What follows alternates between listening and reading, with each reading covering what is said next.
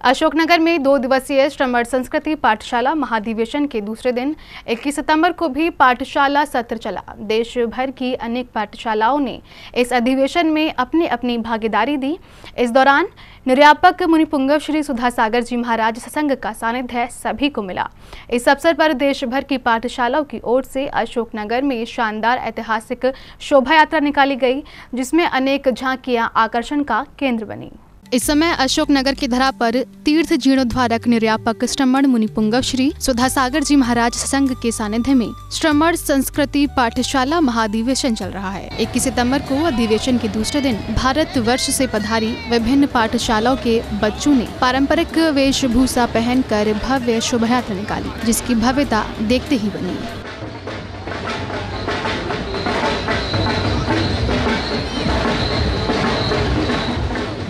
2 दिवसीय श्रमण संस्कृति पाठशाला महाधिवेशन का दूसरा दिन श्रद्धा, संस्कृति और ज्ञान से ओतप्रोत रहा। इस ऐतिहासिक अवसर पर श्री दिगंबर जैन श्रमण संस्कृति संस्थान सांगनेर के अंतर्गत देश भर से संचालित पाठशालाओं द्वारा भव्य झांकियों का आयोजन किया गया, जिसने उपस्थित श्रद्धालुओं का मन मोह लिया।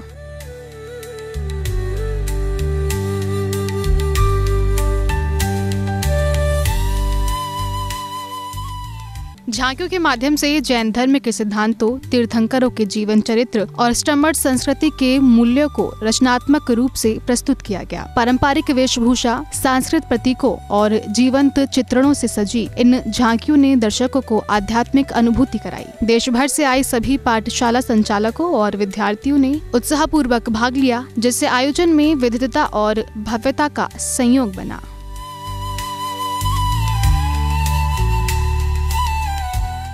इस अवसर पर निर्यापक मुनिपुंगव श्री सुधासागर जी महाराज सत्संग का दिव्य सानिध्य समस्त जन समुदाय को प्राप्त हुआ। गुरुदेव ने प्रवचनों में कहा कि गृहस्थ के लिए धन और धर्म दोनों जरूरी है। धन नहीं होगा तो गृहस्थी नष्ट हो जाएगी और यदि धर्म नहीं होगा तो गृहस्थी भ्रष्ट हो जाएगी। गुरुदेव के विचारों ने युवाओं, विद्यार्थियों और श्रद्धालुओं को गहराई से प्रभावित किया। ध्यान में भी मैंने कहा था,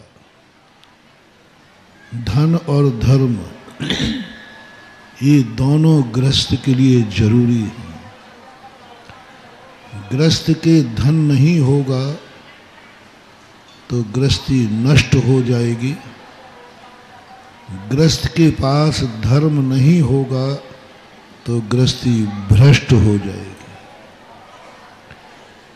दोनों की स्थितियों के मध्यम मार्ग बनाने के लिए हमें धन और धर्म को एक रूप देना। धर्म कहे कि धन मेरा है, धन कहे कि धर्म मेरा है। गृहस्थों की बात कर रहा हूं। धर्म उतना ही धन को चाहे कि नहीं, मैं ये दोनों जिस आत्मा में हैं तो धर्म को भी ऐसा बनाओ कि वो धन से प्यार करे, धन को लाए, धन की व्यवस्था बनाए। गृहस्थ का धर्म यह नहीं है कि वो धन विहीन हो। गृहस्थी के जितने धर्म कहे हैं सब धन बुलाने के लिए कहे, क्योंकि 2 प्रकार का धर्म होता है, एक अभ्युदय और एक निःश्रेयस। साधु का धर्म निःश्रेयस होता है, मोक्ष प्रधानी होता है, और गृहस्थ का धर्म अभ्युदय यानी संसार प्रधानी होता है। गृहस्थ के जितने धर्म कहे गए उन सब में कहीं ना कहीं अभ्युदय छुपा है, धन वैभव छुपा हुआ है। पूजा करे, पाठ करे, दान से भोग मिलते हैं। समंतभद्र महाराज ने लिखा, भक्ति से सुंदर वैभव मिलता है। पूज्यवर समंतभद्र महाराज ने कहा, सेवा से अतुल शक्ति मिलती है, शास्त्रों में कहा। गृहस्थों के जितने धर्म मैंने वर्तमान युग में पढ़े उनमें मोक्ष की चर्चा नहीं की, उसमें फल के, संसार के वैभव की चर्चा की। चाहे पूजा उठा लीजिए, चाहे अभिषेक उठा लीजिए, चाहे व्रत उपवास उठा लीजिए, सब में जहाँ जहाँ वर्णन किया है वहाँ उसका फल संसार की सर्वोत्कृष्ट वस्तु बताई। और मुनियों का जहाँ जहाँ धर्म का वर्णन किया है संसार की उपेक्षा और मोक्ष की अपेक्षा। इसलिए गृहस्थ को वही धर्म करना चाहिए जो धर्म तुम्हें वैभव देवे, अभ्युदय सुख देवे, परिवार को सुखी बनाए। तुम्हारे पास धंधा हो, पानी हो, कमाई हो, धन हो, दौलत हो, ऐसा धर्म गृहस्थ को करना चाहिए। महाधिवेशन के दौरान आयोजित विभिन्न सत्रों में ज्ञान, विज्ञान, धर्म गीत, आगम वाचन प्रतियोगिताएं और पाठशाला के बालक बालिकाओं द्वारा विभिन्न प्रस्तुति दी गयी।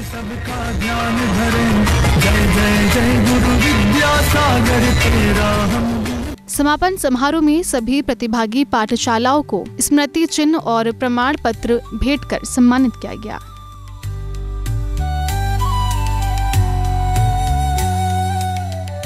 पाठशाला महाधिवेशन के विशेष पुण्यार्जक पत्रकार श्री पवन जैन एवं श्रीमती नीलम जैन जी ने भी स्वीकार किया कि आज उनके बच्चे जहां भी हैं, इसमें पाठशाला का विशेष रोल रहा है। इसी के सहयोग से वह अपने क्षेत्र में उपलब्धियों को प्राप्त कर रहे हैं। जोरदार जयकारा लगाइए आप लोग, क्योंकि गुरुजी के जो संदेश हैं और उनका जो मार्गदर्शन है, उसी मार्गदर्शन में आप इतना अनूठा कार्यक्रम कर रहे हैं।